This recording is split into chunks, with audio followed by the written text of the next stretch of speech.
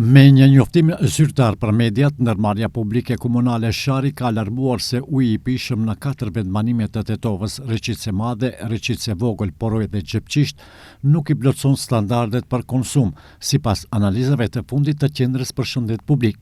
Edhe pse këto fshatra e menaxhojnë vetë rrjetin e ujësillësit, nga ndërmarrja publike komunale Shari theksoi se mbrojtja e shëndetit të qytetarëve mbetet përgjegjësia e tyre administrative.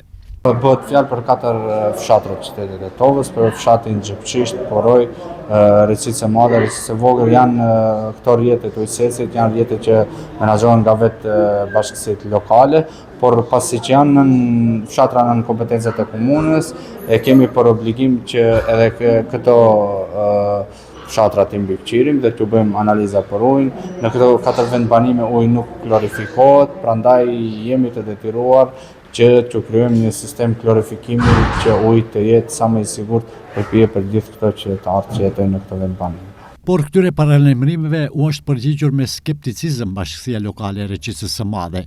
Në shenjë revolte dhe për të zbutur panikun te banorët, kryetari i kësaj bashkësie lokale, Gajur Sinani, piu një gotë ujë drejt për drejt para kamerave. Bismillah.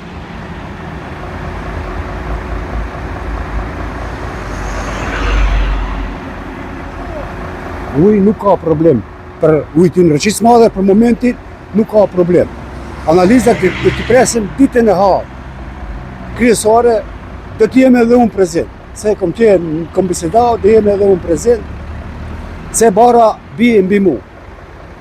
Popullata, qytetarët frikën se ndodhin Gosivar, edhe këtu frikën. Çdo kush i thirrën telefon, çka ka ujiti, çka ka ujiti. Ujiti është i pastër si loti, mos të kenë ngele as pa kiç. Sinani kërkon sqarime se ku praktikisht janë marrë mostrat, duke garantuar se uji i fshatit të tyre vjen nga burime të sigurta malore dhe se cilësia matet rregullisht. Për momentin është 3 burime të ujtit. Një burim është Kodrës Diellit, 110, një është te Aradinës, ne folim, është burim i ujit, edhe një e kemi direkt pi Kepik Gjidel, pi Gurzive, ujti. Ne e bën analizë, kemi bërë çdo muaj, jo çdo javë, po si cilin muaj kemi pat analizë të ujtit, a është i prishëm as është, po për momentin ne nuk e dim ku kanë marrë për analizë, a Recicë Madhe, a Recicë Vogël, se dahen ujnajet, tash Tetova e merr një ujë, ku marrëm ne, edhe Tetova e merr çat ujë. Kemi di bazene me klor i përmbajnë.